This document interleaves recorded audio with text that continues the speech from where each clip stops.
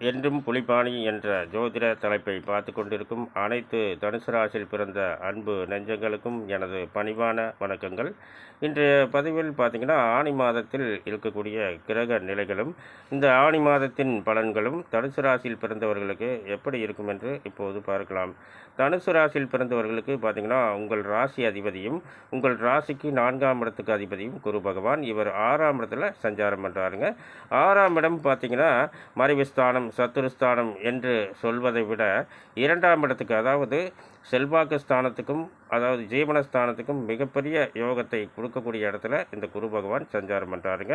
அது மட்டும் இல்லாமல் உங்கள் தொழில் ஸ்தானத்தை இந்த குரு பகவான் பார்க்குறாரு. இந்த ஆணி மாதத்தில் பார்த்திங்கன்னா எத்தனையோ நல்ல நல்ல வேலை வாய்ப்புகள் உங்கள் இல்லம் தேடி வரப்போகுதுங்க. நீங்களும் எத்தனையோ பேர்த்துக்கு வேலை வாய்ப்புகளை தரப்போகிறீர்கள்.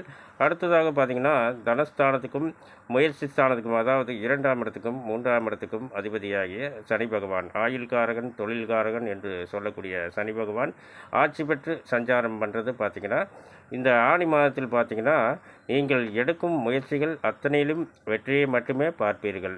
அடுத்ததாக பார்த்திங்கன்னா பஞ்சமஸ்தானம், அதாவது 5ஆம் இடம். 5ஆம் இடம் பூர்வ புண்ணிய ஸ்தானம். என்ன சொல்கிறதுனே தெரியல. இந்த தனுசு ராசியில் பிறந்தவர்களுக்கு எத்தனை இடம் வாங்குவாங்கன்னு தெரியல, எத்தனை காடு தோட்டங்கள் வாங்குவாங்கன்னு தெரியல.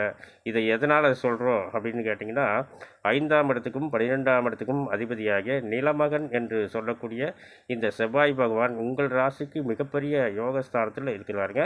இப்படி இருக்கிறதுனால எத்தனையோ இடம் வாங்குவீங்க. இடம் என்று சொல்வதை விட எத்தனையோ காடு தோட்டங்கள் வாங்குவீங்க. காடு தோட்டம் என்றால் வெறும் காடு தோட்டம் அல்ல, எத்தனையோ தென்னை மரங்கள், எத்தனையோ கிணறுகள், எத்தனையோ ஆடு மாடு, குறைவில்லாத செல்வங்கள், இந்த மாதிரிலாம் இந்த ஆணி மாதத்தில் நல்ல பலன்களே உங்களுக்கு நடக்க போகுதுங்க. இதை அடுத்து பார்த்திங்கன்னா 6ஆம் இடத்துக்கும் 11ஆம் இடத்துக்கும் அதிபதியாகி சுக்கிர பகவான் 7ஆம் இடத்துல சஞ்சாரம் பண்ணுறாருங்க. அது மட்டும் இல்லாமல் இந்த 7ஆம் இடத்துக்கும் ஜீவனஸ்தானம் 10ஆம் இடத்துக்கும் அதிபதியாகிய இந்த புதன் பகவான் ஆட்சி பெற்றிருக்கார். என்ன சொல்கிறது, தனுசு ராசியில் பிறந்தவர்களுக்கு நல்ல வேலை வாய்ப்புகள் அமைய போகுதுங்க. அதாவது படிச்சுட்டு வேலை தேடிக்கொண்டிருக்கும் தனுசு ராசியில் பிறந்தவர்களுக்கு உங்கள் பிடித்தமான வேலை உங்கள் இல்லம் தேடி வரப்போகுதுங்க இந்த ஆணி மாதத்தில். இதை அடுத்து பார்த்திங்கன்னா 7ஆம் இடத்துல இந்த புதன் பகவான் ஆட்சி பெற்றிருக்காரு. 9ஆம் இடம் பாகிஸ்தானத்துக்கு அதிபதியாகி சூரிய பகவான் கூட இந்த 7ஆம் இடத்துல மூவரும் இணைந்து இருக்கிறாங்க. அதாவது 7ஆம் இடத்துல புதன், சூரியன், சுக்கிரன். இந்த கேந்திராதிபதி தோஷத்தை தரக்கூடியவர் இந்த தனுசு ராசியில் பிறந்தவர்களுக்கு. இதெல்லாம் இப்போ நம்ம மாத பலன்களை அதெல்லாம் பார்க்க வேண்டியதில்லை. கோச்சார பலன், இந்த கோச்சார பலன்களை வரும்போது அந்த மாதிரிலாம் எடுத்துக்க வேண்டியதில்லை.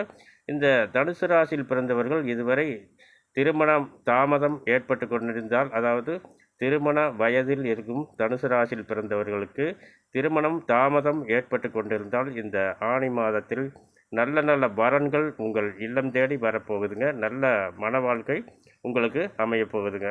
இதை அடுத்து பார்த்திங்கன்னா 8ஆம் இடத்துக்கு அதிபதியாகி சந்திர பகவான் ஜீவனஸ்தானத்தில் இருக்கிறார். 8ஆம் இடத்துக்கு அதிபதி ஜீவனஸ்தானத்தில் இருந்தால் திடீர்னு நல்ல வேலை வாய்ப்புகள், நீங்கள் எதிர்பார்க்காத வேலை வாய்ப்புகள் உங்கள் இல்லம் தேடி வருங்க இந்த ஆணி மாதத்தில்.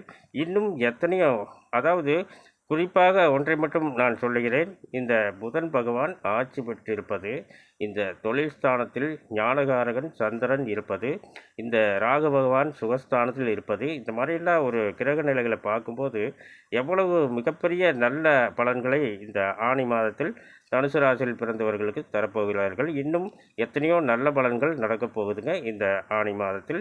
மேலும் இந்த தனுசு ராசியில் பிறந்தவர்கள் அனைவரும் இந்த ஆணி மாதத்தில் எல்லா செல்வங்களையும் பெற்று நலமோடு வாழ வேண்டுமென்று அந்த ஆண்டவனை வணங்கி வாழ்த்துகின்றேன். மேலும் இந்த பதிவை பார்த்து கொண்டிருக்கும் அனைவரும் எனக்கு மிகப்பெரிய ஆதரவை தருவீர்கள் என்று நம்புகின்றேன்.